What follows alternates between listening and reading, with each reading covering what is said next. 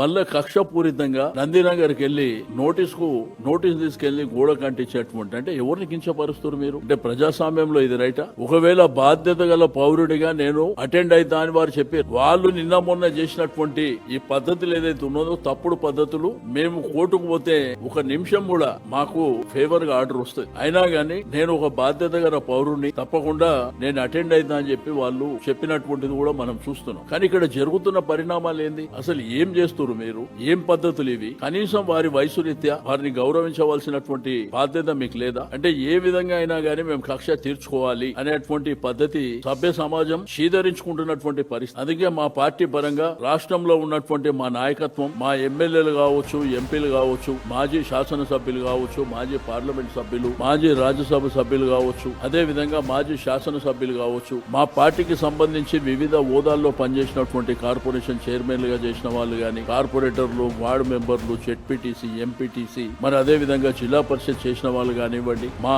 గులాబీ సైన్యానికి, వారితో పాటు ఈ రాష్ట్రంలో ఉన్నటువంటి మేధావి వర్గానికి, అడ్వకేట్లకు కానివ్వండి, డాక్టర్లకు కానివ్వండి, ఇంటలెక్చువల్స్, విద్యార్థులు, మహిళలు అందరికి రిక్వెస్ట్ చేస్తున్నాను, రేపు పెద్ద ఎత్తున నిరసన చెప్పాలని చెప్పి నేను ఈ సందర్భంగా తెలియజేస్తా ఉన్నాను. అది కూడా ఒక శాంతియుతమైనటువంటి నిరసన. మీకు గ్రామ శాఖలో కానివ్వండి, జిల్లా హెడ్ క్వార్టర్ కానివ్వండి, నియోజకవర్గ హెడ్ క్వార్టర్ కానివ్వండి, నియోజకవర్గంలో ఉన్నటువంటి మున్సిపాలిటీ హెడ్ క్వార్టర్ కానివ్వండి, అన్ని దగ్గర కూడా పెద్ద ఎత్తున రేపు రాస్తారోకో, ధర్నాల కార్యక్రమాలు చేయండి. శాంతియుతమైనటువంటి వాతావరణంలోనే చేయండి. ఈ ప్రభుత్వం చాలా రోజులు ఉండే పరిస్థితుల్లో లేదు.